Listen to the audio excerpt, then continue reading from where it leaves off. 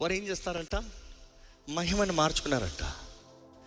జీవం కలిగిన దేవుణ్ణి నేనున్నాను, జీవం కలిగిన దేవుణ్ణి నేను అంటే నేను కాదని నాకు ద్రోహం చేస్తున్నారు. ఇక్కడ ఎంతమంది క్రైస్తవులు అన్నారంటే మీరు అందరు క్రైస్తవులు అంటారు, కానీ వాస్తవానికి క్రైస్తవుడు అనేది మతమా? బైబిల్ ప్రకారం చూస్తుంది, ఒకటి క్రైస్తవుడు అని పిలవబడాలంటే క్రైస్తవుడు అన్న మాట ఆది సంఘానికి ఎలా వచ్చింది? క్రీస్తుని నమ్మి క్రీస్తు మార్గంలో నడిచి వారికి క్రైస్తవులు అని పేరు వచ్చింది. ఇక్కడ ఉన్నవారు ఎంతమంది నిజంగా నీ బ్రతుకు క్రైస్తవ బ్రతుకు? ఇది మానవ బుద్ధి పడిపోయిన ఆదాం సమూహం ఈరోజు మాత్రం కొత్త కాదు. ఆ రోజు ఇశ్రాయేలీయులు యూదా వారికి చెప్తున్నాడు, ప్రత్యేకంగా యూదా వారికి ఇది మాట్లాడుతున్నాడు. ఇర్మియా ప్రవక్త యూదా వారితో మాట్లాడుతున్నాడు. యూదా అన్న పేరుకి అర్థం ఏంటి? ప్రైజ్. దేవుణ్ణి స్తుతించాల్సిన వారు. దేవుణ్ణి స్తుతించాల్సిన వారు ఏం చేస్తున్నారు?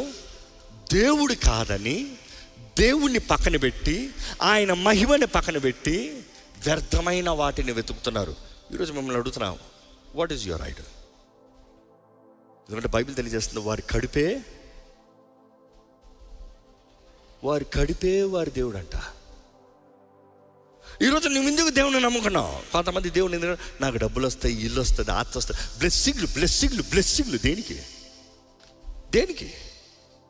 What are you blessed for? ఎంతమంది అంటారండి యేసుని కలిగి ఉంటామే బ్లెస్సింగ్ అంటారు? నిజంగా హల్లెలూయా చెప్తారా? అయినా ఈ ప్రశ్న జాగ్రత్తగా చెప్పండి. నా దేవుడు నాకు ఏది